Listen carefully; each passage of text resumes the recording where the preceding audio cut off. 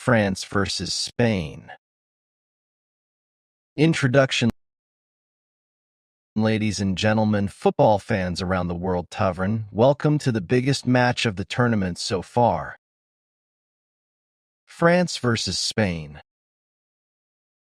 A rematch of the Euro 2024 semi-final, a rematch of last year's Nations League thriller, and now Sudier battle for a place in the 2026 World Cup final. One team has been devastating, the other has been efficient. But both carry the weight of history, the pressure of expectation, and the talent to lift the trophy.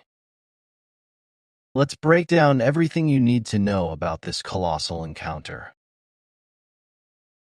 Head-to-head history. Let's start with the numbers. These two giants have met 38 times before. Spain leads the head-to-head with 18 wins. France has 13, and 7 matches ended in draws. Spain has scored 71 goals compared to France's 44. But here is the twist: in competitive matches, the story flips. France has never lost to Spain in a competitive fixture. That includes the 1984 Euro final, the 2000 Euro quarter-final, and someday most famously the 2006 World Cup round of 16, where France came from behind to win 3-1 in Hanover. However, recent history favors Spain. They beat France 2-1 in the Euro 2024 semi-final thanks to a stunning Lamine-Yamal goal. Then, last year, they won a 9-goal thriller 5-4 in the Nations League semi-final. So the psychological edge: Spain has won the last 2. But France has the historical competitive record. Something has to give. France's strength. Now let's talk about this French team. And honestly, Subai, they might be the most terrifying attacking force in World Cup history. Didier Deschamps, in his final tournament after 14 years in charge, has built something different. This is not the counter-attacking France of 2018. This is a team that dominates games. The numbers are staggering. France has scored 16 goals in 6 matches. Kylian Mbappe has 8 goals. Hyundai Severy, joint top scorer, Thavern Twain, and 3 assists.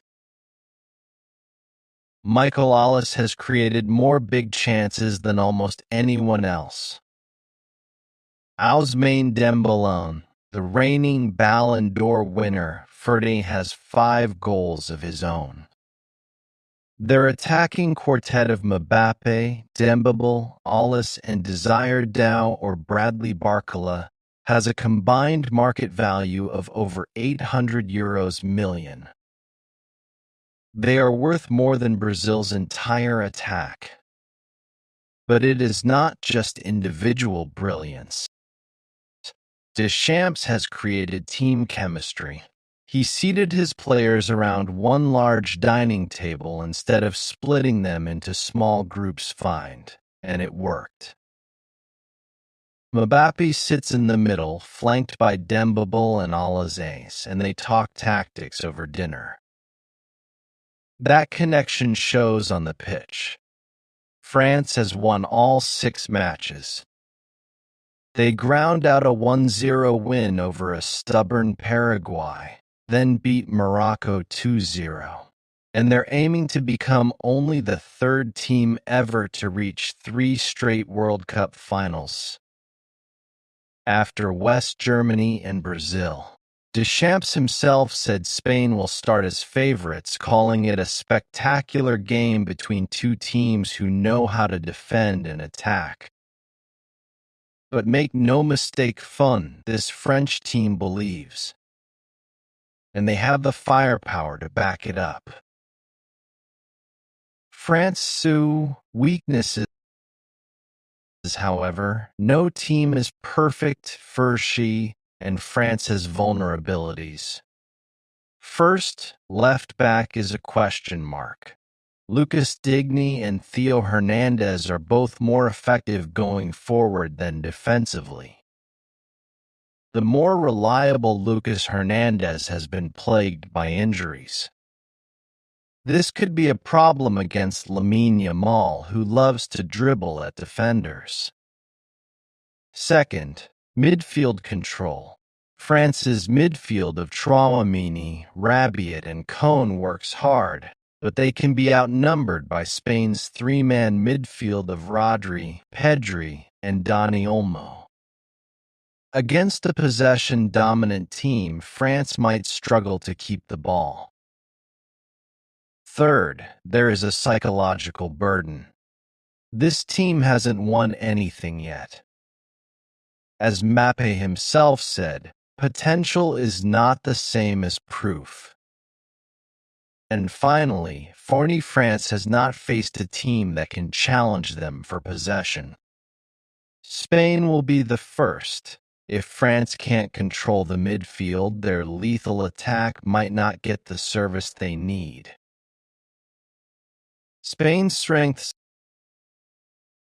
Now let's talk about Spain's Sibi, the European champions. The team that has won the last two encounters. Spain's strength is control. No team averages more possession at this World Cup than Spain's 66%. They have conceded only one goal in 6 matches. They've kept opponents to 6 shots or fewer in every game. Their midfield trio of Rodri, Fabian Ruiz, and Dani Olmo might be the best in the world. They combine finesse, spatial awareness, and ball-winning ability. At Euro 2024, Fabian Ruiz won possession in the final third 14 times, twice as often as any other player. Spain's unbeaten run now stands at 34 matches in all competitions. They're one match short of their national record. Manager Luis de la Fuente has built a system that suffocates opponents. They press high, win the ball back quickly, and force opponents into mistakes. As he said, quoting Julius Caesar, "You can't win without suffering." And this team is willing to suffer. And don't forget Suvin, they've beaten France twice recently. That matters. The psychological edge is real. Spain's seen weaknesses, but Spain has vulnerabilities too. First and most importantly, Thudy injury concerns. Lamine-Yamal and Nico Williams, the two wingers who made Spain so explosive at Euro 2024, have both been recovering from hamstring issues. Yamal has shown flashes of form, but he is not at his devastating best. Williams has been limited to substitute appearances. Without them, Spain can become predictable. They keep possession but lack the vertical threat to break down elite teams. Second, center-back Paco Barsi is a massive talent Susin, but at 19 he is inexperienced for a World Cup semi-final. France's attackers will target him. Third, Spain's performances haven't been convincing. They've won, but often by narrow margins, Severin relying on individual moments or opposition mistakes. Against Belgium, they needed a goalkeeper injury to shift the game. Against Portugal, they needed Nuno Mendes to get injured. Spain's comfort zone has been controlling weaker teams. Against France, that comfort zone ends. This will be the first opponent that challenges them for possession Thundwine and punishes mistakes instantly. Tactical key battles. Let's break down where this match will be won. Midfield battle. Spain's 3 vs France's 2. Spain outnumbers France in midfield. If Rodri, Fabian Ruiz, and Dani Olmo dominate possession, France's attackers will be starved of service. Transitions versus control. France wants fast transitions. Spain wants controlled possession.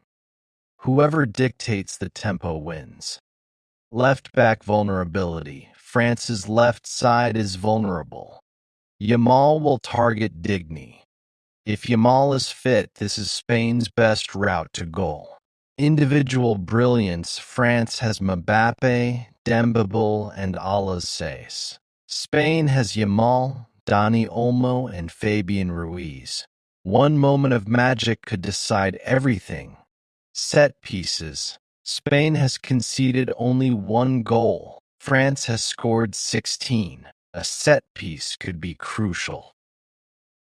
Prediction. Funi Amp. Who goes to the finals? So who goes to the final? France is the bookmaker's favorite. They are 11-8 to win the tournament, with Spain at 16-5. France has been the standout side, Funi winning all 6 matches, scoring freely and looking unstoppable. But Spain is the team best equipped to stop them. Their control, their midfield superiority, and their recent record against France give them a genuine chance. Here is my prediction: France 2-1 Spain. Why? Because France's attack is simply too devastating. Even if Spain controls possession, France only needs one moment. Mbappe, Dembele, or Alles can decide a match in seconds. And Deschamps' sovereign in his final tournament Thuverden will find a way. But if Yamal is fully fit and Spain plays with the verticality they showed at Euro 2024, they can win. It is that close. One thing is certain.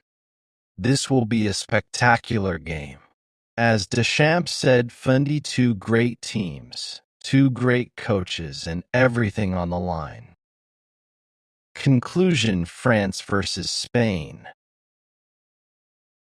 A rivalry that has delivered drama after drama. The 2006 World Cup. The Euro 2024 semi-final. The Nations League thriller. On Tuesday, in Dallas, one team will walk off the pitch as World Cup finalists. The other will go home with regrets. For France, it is about cementing Deschamps' legacy and reaching a 3rd straight final. For Spain, it is about proving they can win without their best players fully fit. Don't miss this. It is going to be spectacular.